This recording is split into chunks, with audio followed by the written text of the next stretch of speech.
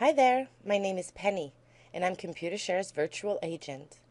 In today's video, I'd like to talk to you about direct registration, which is a way for registered holders to own shares electronically instead of getting a paper certificate.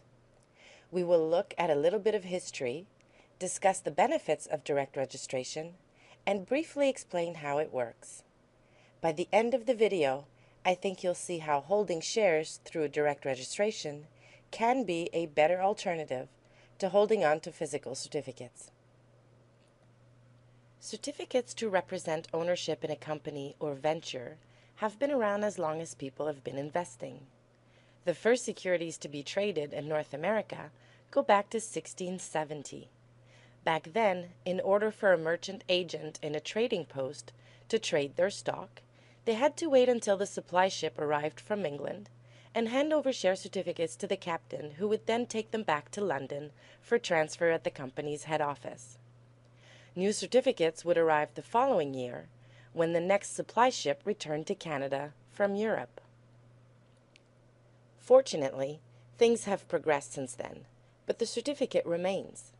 In the 1960s, as more people became investors and received paper share certificates, Wall Street and Bay Street were suddenly buried in a sea of paper. Transferring shares took several days, and the backlog was so great, Wall Street was forced to shut down 1 day a week. This is when efforts to immobilize or prevent the circulation of paper certificates began. Central depositories were created to maintain paper certificates in one central location. As a result, many investors would deposit their paper certificate with their broker, who would send the certificate to the central depository for safekeeping. All transfers or changes in ownership would then be done electronically without the need to shuffle paper around. Thankfully, the computer revolution began in the 1970s and helped this along.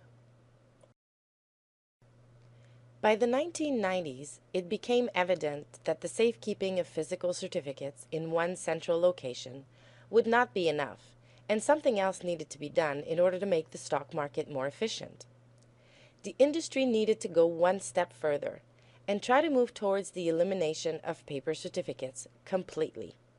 This is what the industry refers to as dematerialization. The book entry system was the result of these efforts, which then opened the door for direct registration. Historically, investors liked holding on to paper certificates because most certificates were designed to represent the company issuing them. They were often very colorful and decorative. They looked really good in a frame and were very popular as gifts for the birth of a new baby or for graduation, for example. Today, a large number of issuers allow investors to hold shares electronically or through direct registration. There are two main reasons for this. In the US, direct registration is now a listing requirement for the major stock exchanges, and direct registration can save the issuing company a significant amount of money. Those issuers who still offer paper certificates have opted to issue more generic or plain-looking documents in an effort to save on printing costs. So what's in it for me, you may ask? All right, I'm getting there.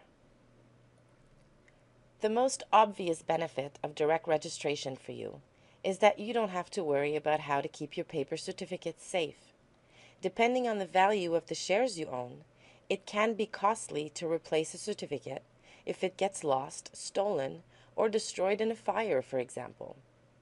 The safest place for a paper certificate would be a safe deposit box at your bank, but these cost money. If you own shares in a DRS book entry position, Computershare sends you a document or statement called a DRS advice. It has no monetary value, but it serves as your proof of ownership. Replacing a DRS advice is free when you call Computershare, and you can even get a copy of it yourself on our website if you're a member of Investor Center. Not sure about letting go of your certificates yet? Let's compare a typical certificate with a DRS advice and talk about the information they both contain. Both include your name, the issuer's name, and your account number on the transfer agent system.